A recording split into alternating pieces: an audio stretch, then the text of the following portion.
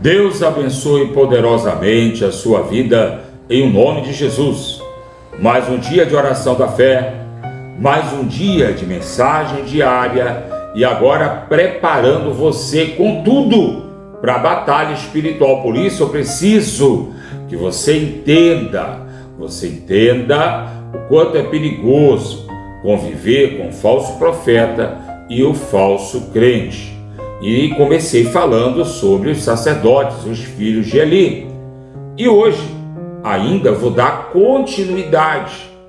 Lá em 1 Samuel, capítulo 2, versículo 22 diz assim: Era, porém, Eli já muito velho. Gente, a Bíblia vai contar algumas situações do perigo das pessoas quando elas estão envelhecendo. Envelheceu é sinônimo de pecado. Não, muito pelo contrário, tá? Os conselheiros, os anciões, as pessoas mais importantes na Escritura Sagrada são os idosos, tá? O que acontece é que muitas vezes a pessoa idosa, ela perde o apetite pela batalha. Você está entendendo o que eu estou dizendo agora? A pessoa vai ficando idosa e ela não quer se esquentar, ela não quer se estressar, ela não quer... Não, eu já briguei muito, hoje eu não brigo mais. Só que assim, o povo de Deus, ele batalha até a morte. Eu vou falar de novo para ver se você entende. O povo de Deus, ele batalha até a morte. Ele não cansa. Eli cansou e Eli vai pagar um preço alto por isso. Você continua lendo a Bíblia e você vê que Salomão cansou. Por mais que Salomão tivesse cometido pecado ainda jovem, de se envolver com mulheres que não eram do povo dele, mas Salomão é um exemplo claro do cansaço com a idade e o perigo disso, tá? E quando Salomão ele cansou, ele foi vencido pelos ideais das mulheres. E Salomão já não era mais ligado a Deus, porque ele já estava construindo altares para os deuses das mulheres dele. Eu quero que você entenda que o problema não está em a pessoa se tornar idosa, por amor de Deus. Porque o idoso, você tem que estar do lado dele, você tem que respirar do lado dele, porque ele carrega experiência. Ainda mais se esse idoso for um homem de Deus. Você tem que trabalhar aliado ao lado dele, porque ele tem a bênção de Deus com ele. Ele tem a virtude do poder de Deus com ele. Não confunda o que eu estou dizendo a você. O problema no idoso, seja ele ou ela, quem for, é quando diz: estou cansado de lutar. Meu amigo, é problema, porque Deus não enxerga, sabe, essa idade que você acha que você enxerga, esse cansaço que você acha que você enxerga, Deus não enxerga. Deus enxerga você, porque Deus não enxerga a sua matéria podre, rapaz. Deus não enxerga a doença que você tem na perna, a dorzinha nas costas. Deus não enxerga nada disso, não. Sabe o que Deus enxerga? Seu coração puro e limpo. Sabe o que é que Deus enxerga? Quem é você de verdade na presença do Senhor? É isso que Deus enxerga. Quando você é vencido pelo cansaço da matéria, pronto, agora eu estou conseguindo ser mais claro. Você é vencido pelo cansaço da matéria e você transfere isso para o homem espiritual, aí, meu amigo, é ladeira abaixo. Aí é problema. E Eli era muito velho e ouvia. Ele era apenas um espectador. Ele era apenas alguém que tomava nota. Ele não agia e ouvia tudo quanto os filhos faziam a todo Israel, de como se deitava com as mulheres que servia à porta da tenda da congregação. Sabe, essa história do pastor garanhão, do pastor comelão, do pastor que pega todo mundo, se vacilar está pegando até os animais dentro da igreja. É pastor que é retado demais. só não é para servir a Deus. E aí, os filhos de Eli eram esses. E os filhos de Eli se deitavam com as mulheres que serviam à porta da tenda da congregação. Se deitavam com as obreiras, com outras pastoras. Eu estou trazendo para o tempo de hoje, tá?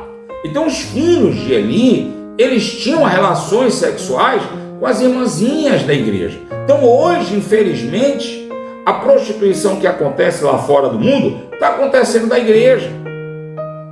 E aí, os hipócritas, filhos de Satanás, o cair é do homem, o levantar é de Deus. Não, meu amigo. Não. Porque até para Deus levantar você, você tem que querer. Ou então toque fogo na Bíblia. Estou errado? O Senhor diz: voltai-vos para mim, e eu me voltarei para vós outros. Ah, mas ali era por causa do dízimo e da oferta. Tá bom. Jesus disse: buscar-me-eis e me achareis. É você que toma a atitude de ir até Deus para ter um encontro com Deus. Todo o resto que estão dizendo para você aí é palhaçada, tá? É você que toma a atitude de buscar a Deus. E aí as pessoas dentro da igreja estão fazendo parte de um círculo social religioso e estão em uma cadeia de destruição, estão marchando para o inferno. Por quê? Muitas vezes o pastor é promíscuo, o pastor é prostituto, o obreiro é prostituto, o membro é prostituto. E aí você vem com aquela falsa visão. Guarda isso aí, porque eu vou bater na tecla até o final desse estudo. Aí você vem com aquela falsa visão. Ah, eu estou vendo tudo isso na igreja, mas eu estou buscando a Deus. Não está não. Não está não. Vai ter pessoas que vai conseguir ver tudo isso na igreja e buscar a Deus, tá? Vamos lá. Nesse período em que estava acontecendo esses desastres dentro da igreja, nós contamos com Ana, fiel a Deus, foi abençoada, e nós contamos com o crescimento do garoto que estava se tornando o profeta Samuel. Na verdade, o garoto não, ele já era o profeta Samuel, porque desde criança o Senhor o chamou e falou com ele. E quem orientou o profeta Samuel foi o sacerdote Eli. Vamos deixar isso bem claro, tá? Mas eu vou mostrar a você o número de pessoas que morreram por causa da pouca vergonha que acontecia dentro da igreja. Eu estou conseguindo lhe dar duas pessoas que foram abençoadas por Deus, mas eu vou lhe dar um número bem diferente de pessoas que morreram, para você ver que não é tão fácil servir a Deus no meio de coisa errada, no meio de sujeira. Eu estou olhando para Deus, eu não estou olhando para o homem, não. O Senhor diz que a gente deve se afastar de coisa imunda. A gente não deve preservar coisa imunda em canto algum. E começa dentro da sua casa. E começa dentro da sua casa. Quando você recebe gente bebendo, fumando, quando você recebe pessoas dando palavrão, quando você está com a sua televisão ligada, ouvindo, programa de auditório e aquelas músicas de louvor a Satanás, toma cuidado. Estou preparando você para a campanha da batalha espiritual. Você já viu que o nível é outro. Se alerta. Está aqui. E ali disse aos filhos: por que fazeis tais coisas? Pois de todo o povo ouço constantemente falar do vosso mau procedimento. Ele ouvia o tempo todo a queixa contra os filhos. Eli ouvia o tempo todo as coisas erradas, as safadezas, as mingrinhagens, as prostituições, o mau emprego da oferta consagrada ao Senhor. Eli ouvia o tempo todo. Se a Bíblia diz que eu não posso gastar o meu dinheiro que é fruto de seja lá qual for o trabalho que eu faço, honesto. Eu não devo gastar naquilo que não é pão, naquilo que não é útil. Imagine eu pegar as ofertas consagradas ao Senhor e desperdiçar e fazer pouco caso das coisas consagradas ao Senhor. Toma cuidado. Aí você vê exemplo de pastores aí se sentindo verdadeiros magnatas, verdadeiros socialites. E agora eu vou orar com você o Salmo 91. Você está amaldiçoando, rapaz, todo mundo. Você não está abençoando ninguém. Não confunda o que aconteceu lá no dia de Balaão, não. Não confunda as bolas. Se eu fizer um estudo para você entender o que aconteceu lá no dia de Balaão, que Balaão, mesmo tendo se vendido, por 3 vezes, em vez de amaldiçoar, abençoou o povo de Deus, você vai entender que o que aconteceu lá é muito delicado e específico. Só que não é o tema de hoje. E eu não sei quando eu vou ter tempo agora por conta da campanha para falar sobre Balaão. Não sei se vai estar inserido no estudo da batalha espiritual. Mas não pense você que essas pessoas que estão aí se vendendo, que estão aí usando de rede social para poder orar, ore dormindo 300 vezes o Salmo 91, 200 vezes o Salmo 23, meu amigo, é reza, é tomar o nome do Senhor em vão. Eu vou pegar a Bíblia com você e vou mostrar a você que não é só perca de tempo, passa a ser um tipo de oração contrária. Toma cuidado. Toma cuidado. Falar com Deus não é deboche, não é quixote. Mas está aqui. Ele disse aos filhos: por que fazer estas coisas? Pois de todo o povo ouço falar do seu mau comportamento. Não, filhos meus, porque não é boa fama que ouço.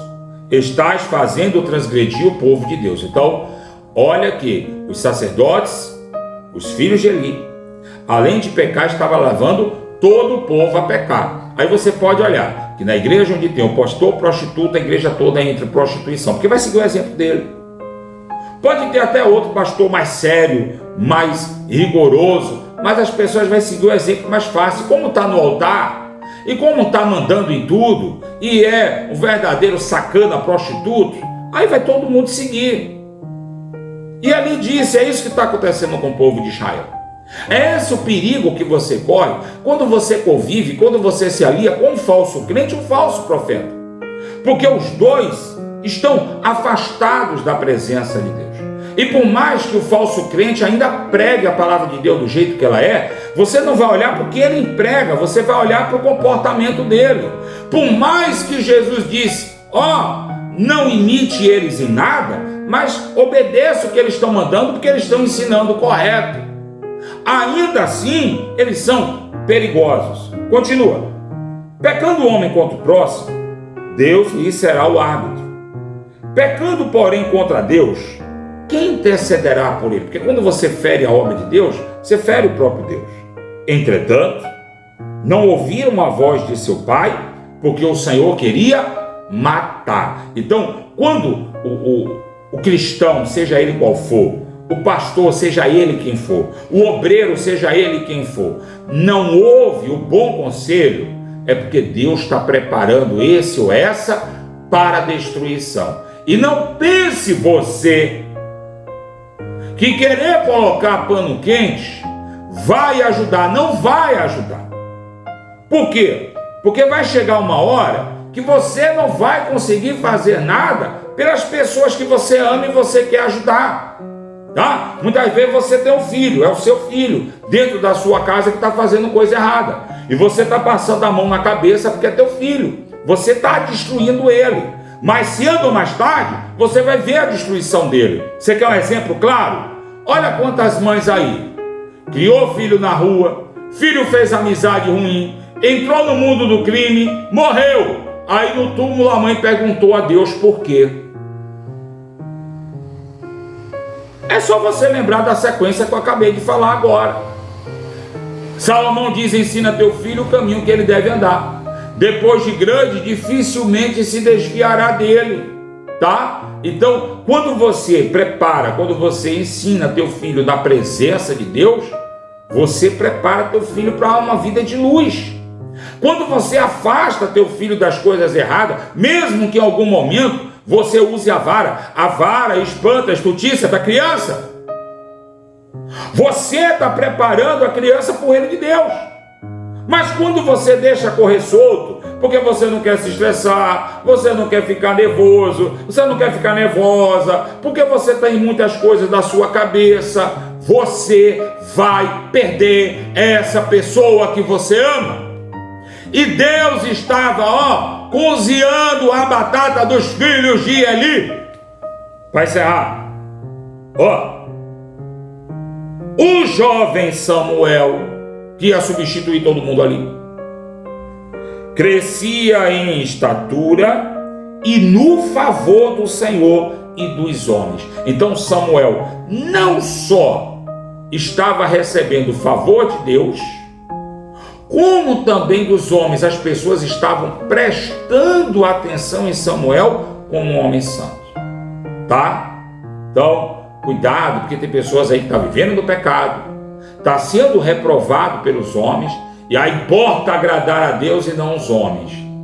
Isso é verdade, mas quando você agrada a Deus, o problema é quando você não agrada a Deus, agrada a você e também está desagradando aos homens. E foi o que aconteceu com os filhos de Eli. Eles estavam agradando a eles mesmos, eles estavam usando uma posição de privilégio que eles tinham para arruinar a própria vida e a vida do povo. Mas não se preocupa não, que teve o povo que marchou com eles, e eu vou contar a você o que aconteceu. O que eu quero que você entenda agora, não vai ler a história para você tirar a conclusão de sua maneira não.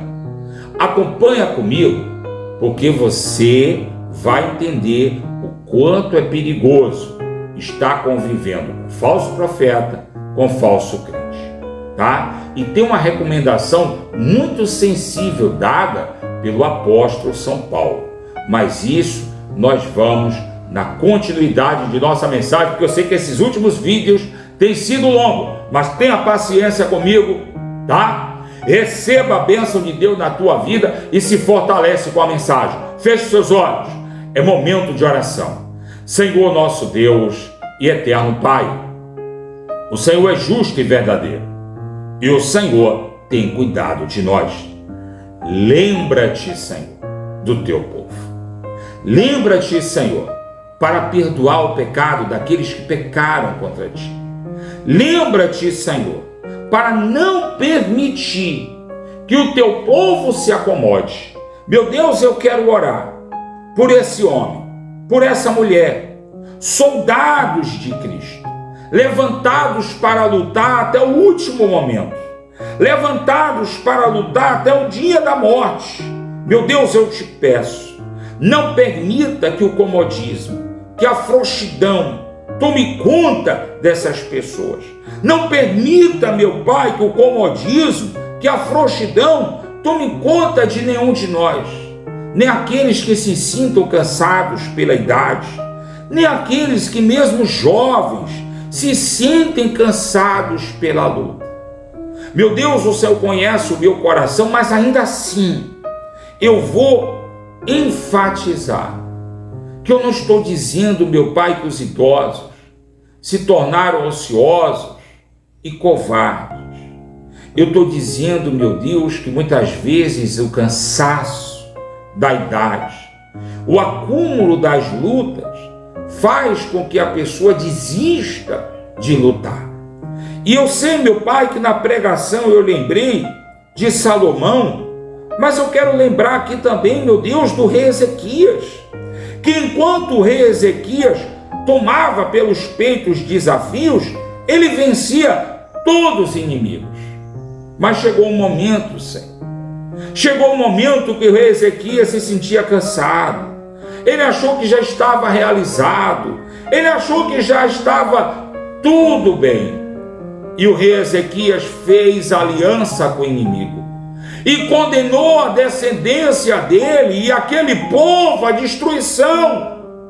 Ah, meu Senhor e meu Rei, eu te peço, meu Pai, em nome de Jesus, fortalece o teu povo e não permita que o teu povo venha se sentir cansado, não permita que o teu povo venha se sentir desanimado, mas que eles, meu Pai, acendam uma fúria espiritual, que eles, meu Pai, se levantem, aleluia, para batalhar, meu Deus, crendo na tua palavra, crendo na tua promessa, crendo que o Senhor é Deus, que eles se levantem, meu Pai, reagindo contra toda investida que se levanta contra a tua obra, que se levanta contra o teu povo, que se levanta contra a família do teu povo. Faz desses que oram comigo um povo forte, faz desses que oram comigo um povo abençoado. Tira, meu Pai, aquele pensamento de fracasso, tira aquele pensamento de derrota, tira aquele pensamento de acordo com as coisas erradas, para que o teu povo seja abençoado, para que o teu povo seja mais que vencedor. Aleluia, glória a Deus. Senhor, visita essa casa, essa família, traz libertação para aqueles que ainda não te conhecem, traz o fortalecimento aos fracos, a cura ao doente, união àqueles que estão desunidos e separados, para que sejam eles abençoados por Deus em Cristo Jesus, nosso Senhor. Meu Deus querido e eterno Pai, eu quero consagrar essa água, que seja essa água o santo remédio para a bênção, para a cura daqueles que beberem ou se ungirem com essa água, em nome de Jesus. E eu quero declarar prosperidade, vitória para a vida daqueles que têm cooperado comigo. Porque, meu Deus, mesmo sem ajuda, eu vou continuar lutando. E eu sei, meu Deus, que a vitória é daqueles que confiam no Senhor. Aqueles que se aliarem a mim em fé, em esperança, e recebam eles as bênçãos e as vitórias que vêm do Senhor, que tenham realizado eles o desejo do coração, em nome de Jesus. Aleluia. Você crê? Estende as duas mãos na minha direção e diga: eu recebo as bênçãos e as vitórias que vêm de Deus sobre a minha vida, em nome de Jesus. Diga amém. Diga graças a Deus. Que Deus abençoe a sua vida, prospere a obra de tuas mãos e te dê a paz.